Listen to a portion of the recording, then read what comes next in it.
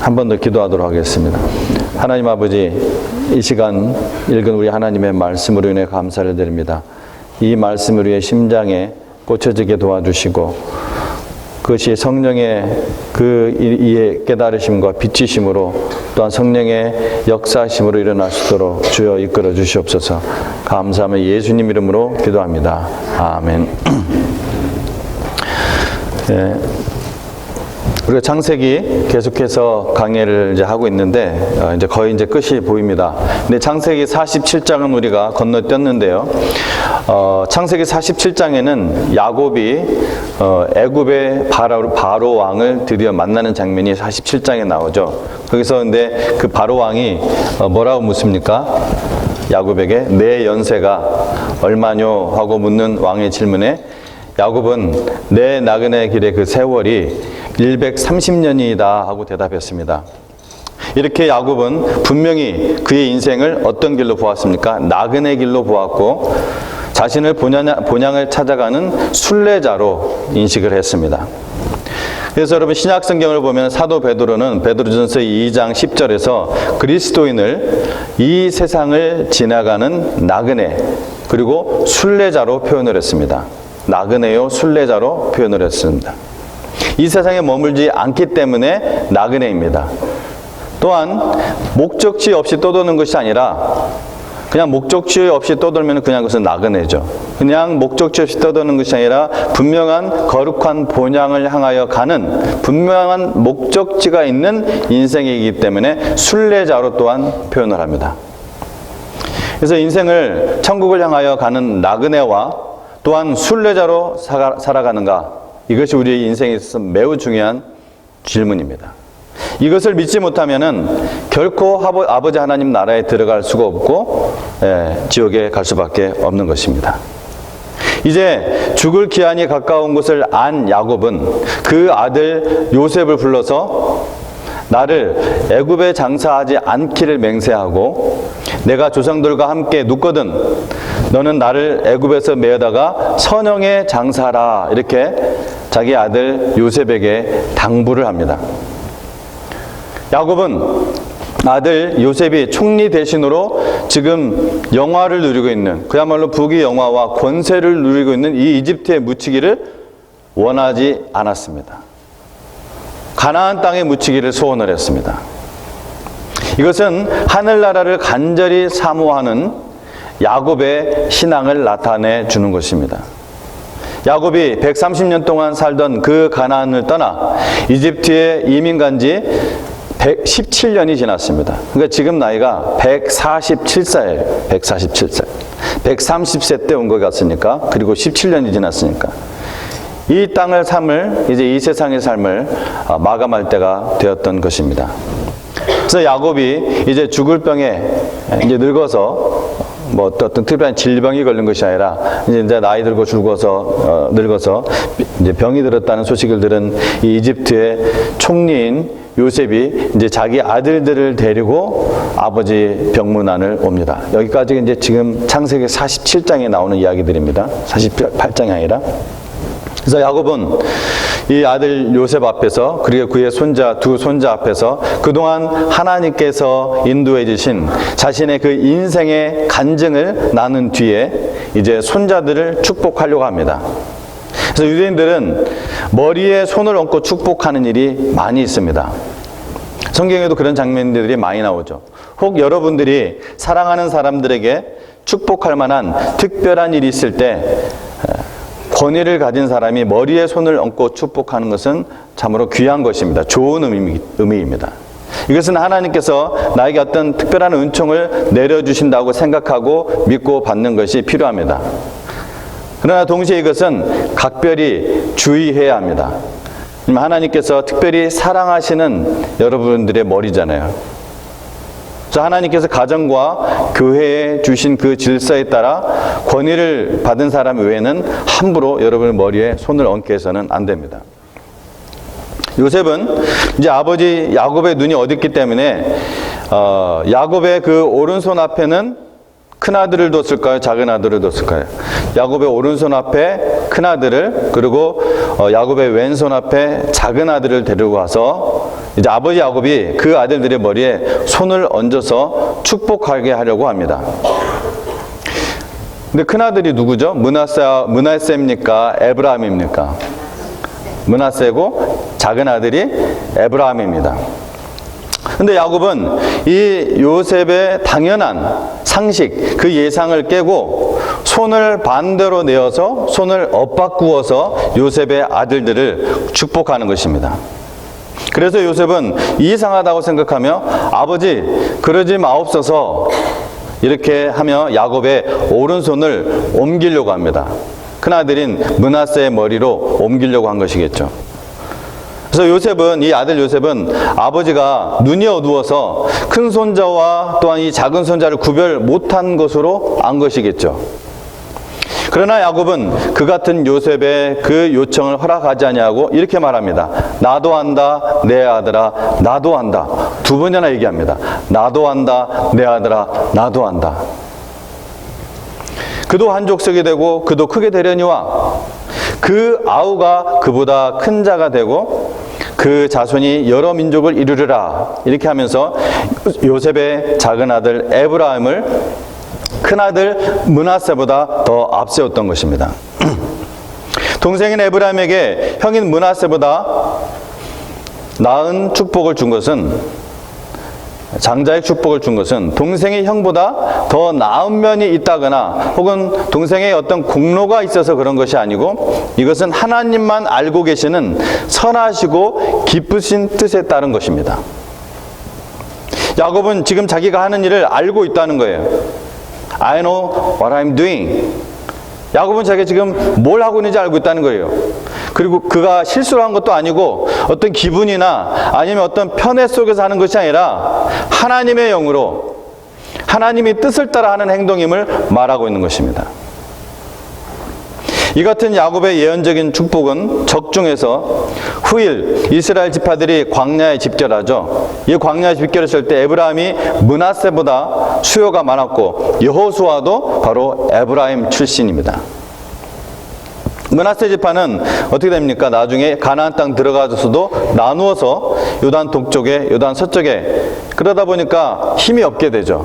땅은 넓었지만. 그러나 후일의 에브라임은 이스라엘의 대표적인 지파 그리고 뿐만 아니라 왕족 지파가 됩니다. 이처럼 야곱은 영적인 눈이 밝아서 하나님의 뜻대로 두 손자 중 누구를 더 크게 축복해야 될 것을 바로 알았습니다. 우리가 이 한 가지만 보아도 야곱은 그의 아버지 이삭과 다릅니다. 창세기 27장 33절에 보면은 이삭이 누구죠? 다시 한번 이름이 많이 나오면 여러분이 놓칠 수가 있어요. 이삭은 야곱의 아버지죠. 지금 이삭 얘기하고 있습니다. 이삭은 야곱에게 축복한 후에 나중에 에서가 들어오죠. 에서가 들어왔을 때 어떻게 했다고 했냐면 심히 크게 떨었다고 성경은 기록하고 있습니다. 근데 이것을 원어적인 의미로 살펴보면은 매우 극렬하게 경련을 일으키면서 떨었다는 거예요. 그냥 심하게 이게 그냥 그 정도 표현이 아니라 그 원어적인 의미는 매우 심하게 경련을 일으키면서, 저는 경련을 일으켜본 적이 없기 때문에 그러나 드라마를 보면은 그런 게 좀 있는 것 같아요. 경련을 일으키면서 그렇게 떨었다는 거예요. 엄청나게 떨었던 거예요. 뭔가 문맥 속에서 거기에 숨겨진 것이 사실 좀 있죠. 이것은 이삭이 이렇게 떨었던 것은 에서가 자기 아들 에서가 자기를 어떻게 할까봐 그것이 두려웠던 것이 아니라 자칫하면은 하나님의 그 뜻을 크게 어길 뻔했던 자기의 그 잘못을 깨닫고 두려워했던 거예요.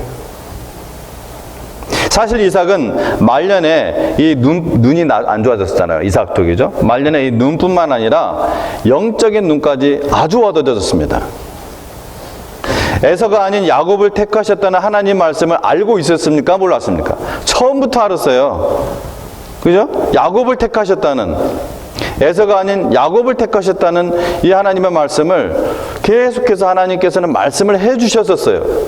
근데 이러한 사실을 알고 분명히 들었음에도 불구하고 그 하나님의 말씀을 망각을 했거나 나이가 들면서 영적으로 완전히 무뎌지면서, 아니면 그 하나님 말씀을 기억은 하고 있었지만 너무나 하나님과의 관계가 지금 소원해졌기 때문에, 하나님과 관계가 멀어졌기 때문에 그 하나님의 말씀을 가볍게 여기고 있었던 거죠. 그런데 결국 자기 의도와는 다르게, 자기 의도는 뭐였어요? 에서를 축복하려고 했거든요. 근데 자기 의도와는 다르게 오히려 하나님의 뜻대로 야곱에게 장자의 축복을 했으니까 이게 얼마나 놀랍고 두려웠겠습니까? 항상 자신을, 인생을 살피시는 그 하나님의 눈, 그리고 하나님의 뜻을 반드시 성취하시는 하나님의 주권, 이런 것들을 떠올리면서 아마 정신이 번쩍 차려졌을 거예요. 그리고 두려웠겠죠, 하나님 앞에서. 그러나 그 아들 야곱은 그 인생의 말년에 이삭과 같지 않았습니다. 육신의 눈이 어두워졌음에도 불구하고 그처럼 영적인 눈, 이 영안이 밝았던 것은 야곱의 말년의 그 신앙은, 그 깊이와 그 성화의 수준이 매우 깊었다는 것을 우리가 짐작할 수 있습니다. 오늘 우리들은 이 야곱처럼 정말 영적인 눈이, 우리의 눈이 점점 나빠지겠지만은 우리의 영적인 눈은 더욱더 밝아지는 그러한 인생이 되어야 될 줄로 믿습니다. 사도 바울은 고린도후서 4장 4절에서 이 세상 신이 믿지 않는 자들의 마음을 혼미케 하여 그리스도의 영광의 복음의 광채가 비치지 못하게 함이니 라고 사도 바울은 탄식을 했습니다. 이 세상 신이 믿지 않는 자들의 마음을 혼미하겠다. 누굽니까? 곧 마귀가, 공중권세 잡은 그 마귀가 불신자들로 하여금 소경이 되게 하였다는 뜻입니다. 인간은 누구든지 세상의 참빛인 그 그리스도의 빛을 받기 전까지는 모두 다 영적인 소경인 것입니다. 보지를 못합니다. 알지를 못합니다. 깨닫지를 못합니다. 여기서 우리가 한 가지 관심 있게 볼 부분은 야곱이 손을 엇바꾸어서 축복하려고 할 때 요셉이 아버지의 손을 옮기려고 했지만은 이 야곱이 나도 안다 라고 했던 말입니다. 나도 안다. 즉 문맥을 보면은, 여러분의 성경 우리가 좀 길었지만 다 읽었잖아요. 이 문맥을 보면은 야곱은 지금 당연히 오른손은 큰 아들을, 왼손은 작은 아들을 축복해야 된다는 것을 알고 있었어요. 요셉이 자기 아버지의 손을 옮기려는 그 의도도 알고 있었습니다. 그럼에도 불구하고 왜 손을 바꾸어서 오른손은 작은 아들을, 왼손은 큰 아들을 축복하고 있는 것일까? 야곱의 말은 나도 당연히 내가 생각하는 것처럼 그렇게 축복해야 하는 것을 알고 있고 나 또한 그렇게 하려고 하는데 그것이 마음대로, 내 뜻대로 되지 않는다는 것입니다. 하나님께서 지금 나에게 그렇게 허락하지 아니한다, 이런 뜻입니다. 야곱이 이런 이유 때문에 나도 안다, 아들아, 나도 안다, 이렇게 말한 것입니다. 야곱이 이러한 사실을 배우는데 여러분, 한평생이 걸렸습니다. 한평생이. 야곱의 일생을 한번 돌아보면은 그는 꾀를 써서 장자의 축복권을 쟁취하려고 했었죠. 그는 이 장자의 아버지로부터 장자의 축복권만 자기가 받으면 어떤 식으로든 장자가 되는 것으로 생각을 했었는데 그것이 아니라는 것을 삶을 통해서 알았어요. 또 야곱의 결혼 문제를 볼까요? 외삼촌의 둘째 딸을 사랑해서 7년을 수일같이 여겨서 결혼까지 했습니다. 근데 막상 다음날 아침에 딱 보니까 누구였어요? 언니 레아였어요. 하나님의 백성은, 이 하나님의 백성의 인생은 자기의 힘으로 되지 않더라는 것입니다. 왜요? 하나님께서 개입하시기 때문에 그렇습니다. 하나님의 뜻대로. 그것이 여러분 하나님의 은혜인 줄로 믿습니다. 하나님의 백성의 삶은 하나님의 뜻이 있기 때문에, 이제 하나님의 자녀이기 때문에 어떤 인간적인 정성과 인간적인 어떤 소원과 인간적인 노력만 가지고 되지 않는다는 것을 야곱은 일이 다 끝나고 난 뒤에 알았습니다. 항상 어떤 일이 일어난 다음에, 그 일이 일어난 다음에 야곱은 알게 되었었어요. 그 다음에 또 볼 것은 이 12아들 중 11번째 아들, 이 요셉, 지금 여기 앞에 있는 요셉을 특별히 사랑했잖아요. 나이가 17살밖에 되지 않은 그 아들이 아버지가 심부름을 했잖아요. 아버지 심부름 나갔다가 짐승에 찢겨 죽은 줄 알고 있었어요. 그 오랜 세월을 얼마나 가슴 아프게 살았습니까? 130살까지. 내가 사랑하고 싶다고 사랑할 수 있고 함께 있고 싶다고 해서 그것이 내 마음대로 되지 않더라는 것입니다. 여러분, 지금 이런 식으로 이런 것에 집착하고 계시다면은 얼른 마음을 바꾸셔야 됩니다. 이처럼 오른손을 들어서 축복하고 싶은 그 아이를 축복하는 것도 내 마음대로 되지 않더라는 것을 야곱이 알게 되었던 거예요. 아울러 이것이 인생이라는 것도, 그리스도인의 인생이라는 것도 알았던 것입니다. 나의 인생이라고 해서 내 마음대로 되는 것이 아니라 절대자이신 하나님께서 내 삶을 주관하시고 인도하고 계신다는 것입니다. 이것을 잠언 16장에서는 사람이 제비를 뽑지만 그 일을 작정하는 것은 하나님이다 라고 잠언 16장은 표현을 하고 있습니다. 여러분은 어떻습니까? 여러분이 계획하시고 소원하시는 일이 여러분 뜻대로 되었습니까? 여러분, 거울을 한번 보시기 바랍니다. 내 얼굴을 내 마음대로 되던가요? 내 얼굴이 내 마음대로? 요즘은 성형수술이 하도 잘해서 바꿔질 수 있는지 모르겠지만 시간이 좀 지나면 성형수술한 얼굴은 정말 이상하게 변하더라고요. 더 흉하게 바뀌는 걸 많이 봤어요. 우리 마음대로 제비를 뽑지만 그것을 작정하시는 분은 하나님이신 줄 믿으시기 바랍니다. 이걸 정말 우리의 삶 속에서 적용시켜야 됩니다. 야곱이 안다는 것이 바로 이겁니다.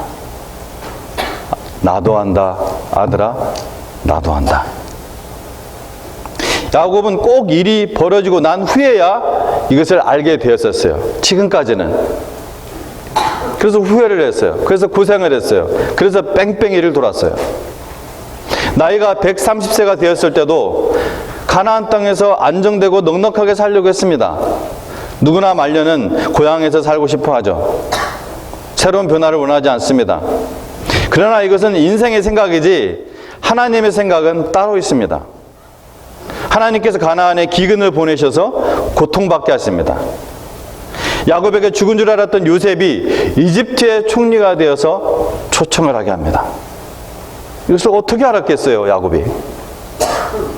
그래서 야곱은 고향을 떠나게 된 것입니다. 이때 하나님께서 지난주는 아니었죠. 지난번 이 창세기 설교할 때 뭐라고 했습니까? 야곱에게 두려워하지 말고 이집트에 내려가라고 확신을 주십니다. 야곱은 인생의 말년이 되어서야 인생이란 내가 하고 싶다고 되는 것이 아니라 하나님께서 가라고 하시는 길이 내가 가야 할 길이구나 하는 것을 알고 하나님께로 눈을 돌리고 고정시키게 되었던 것입니다. 이제 하나님의 마음을 알고 흐름을 알면서 하나님께서 원하시는 바가 무엇인가 여기에 초점을 맞추기 시작한 것입니다. 아울러 하나님을 알기 시작한 거예요. 과거에는 일을 당하고 난 후에 그 일을 다 당한 다음에 알게 됐는데, 그래서 항상 고통을 받았는데, 이제는 오늘 본문의 말씀처럼 일에 딱 직면하면서부터 알게 된 거예요. 자신은 오른손을 들어 큰 아들을, 큰 손자를 축복하려고 했지만은 마음속에 하나님이 감동을 주셔서 아니다. 말씀하셨기 때문에 그는 알았습니다 하고 손을 바꾼 것입니다. 이것은 마치 그 말씀이, 그 장면이 생각나게 하는 부분입니다.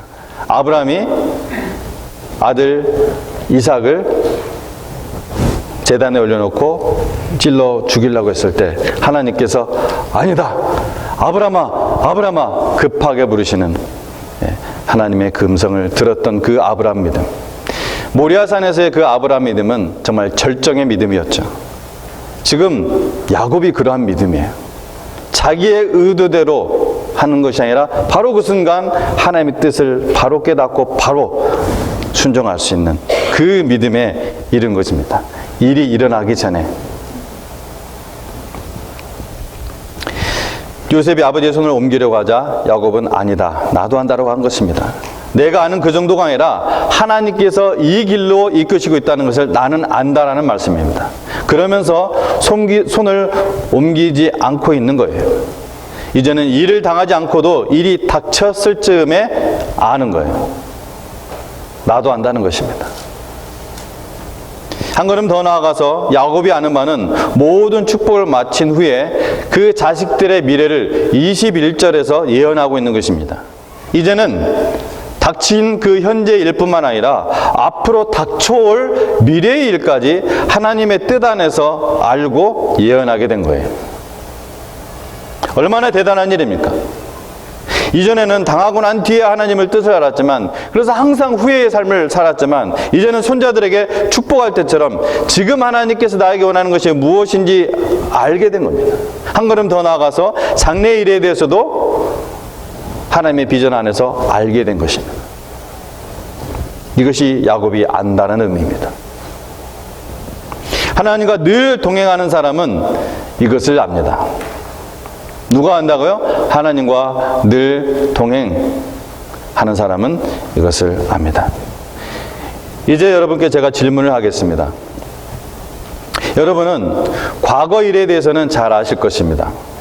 이미 일어난 일이니까. 그러나 이제 대답해 보십시오. 현재 일에 대해서 영적인 눈으로 파악하고 계십니까? 믿음의 눈으로 보고 그 하나님의 뜻에 여러분 순종하고 계십니까?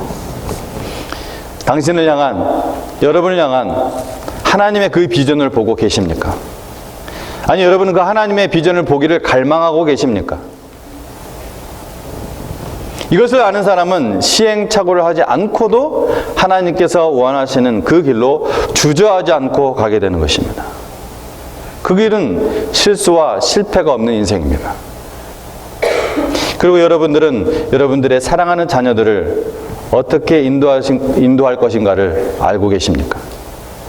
하나님의 뜻대로 여러분이 이끌고 계십니까? 세상의 모든 경험과 지식을 다 합해도 여러분, 우리 자녀들의 길을 알지 못합니다. 여러분이 아무리 제비를 뽑아서 그 길로 가게 할지라도 작정하시는 분은 하나님이십니다. 여러분의 자식이 하나님의 자녀라면, 그리고 여러분이 하나님의 백성이라면, 여러분이 하나님의 백성이 아니라면 그렇게 될 수도 있고 안 될 수도 있어요. Doesn't care. 하나님의 자식이 아니기 때문에. 그러나 하나님께서 절대적인 주권을 가지고 우리들의 자녀의 길을, 우리 자녀들의 그 길을 마련해 놓고 이 길이다, 이렇게 말씀하신 것을 깨닫게 된다면 여러분 얼마나 좋겠습니까? 또한 여러분들이 어려움을 겪을 때 하나님께서 인도하시는 그 길을 알고 계시다면 얼마나 영광된 일이겠습니까? 설사 내가 힘든 일이 있다고 하더라도 이것을 알고 있으면 여러분 힘들지 않습니다. 그렇죠? 좋은 일이 있다고 해서 그것으로 인해서 교만하지도 않고, 또 안 좋은 일이 있다고 있어도 그 일로 인해서 쉽게 좌절하지도 않습니다. 왜요? 하나님께서 나와 동행하시고 내가 하나님과 동행하기 때문에 당당하게 이 세상을 살아갈 수 있다는 것입니다. 하나님의 마음, 하나님의 뜻, 이 흐름을 알고 이 세상을 살아가면은 여러분 든든할 뿐만 아니라 당당하고 믿음직한 사람이 됩니다. 이제 마지막으로 하나 더 볼 것은 창세기 48장을 보면은 특이한 일이 있습니다. 50년 전에 하나님께서 야곱의 이름을 이스라엘로 바꿔 주셨었죠. 그럼에도 불구하고 성경을 읽어보면은 그 뒤로도 계속해서 야곱이라고 불려지고 있습니다. 근데 재미있는 사실은 그가 변화되지 않는 삶을 살 때는 야곱이라고 부르고, 변화된 삶을 살고 있을 때는 가끔씩 이스라엘이라고 부르기도 하였다는 것이죠. 그런데 이 48장에서는 하나님께서 본격적으로 거의 이스라엘로 부르십니다. 이제 이스라엘이라는 이름으로 부를 만큼 성숙해졌다고 인정해주고 계신 것입니다. 야곱의 뜻은 무엇입니까? 도둑이에요, 도둑. 발 뒤꿈치 잡는 자. 이런 의미로 내 힘과 내 꾀로, 내 재주로 살아간다는 뜻이고, 이스라엘의 뜻은 하나님과 씨름하면서 한다는 뜻입니다. 그렇죠? 이제 하나님께서 여러분들에게 개별적으로 묻고 계십니다. 여러분들은 아직까지 내 인생을 내가 주관한다고 생각하는 야곱으로 살고 계십니까? 아니면 절대자이신 하나님만이 내 삶을 주관하는 것이라고 생각하는 그런 이스라엘의 삶을 살고 계십니까? 이제는 여러분들이 개별적으로 하나님께 그 질문에 대답할 시간입니다.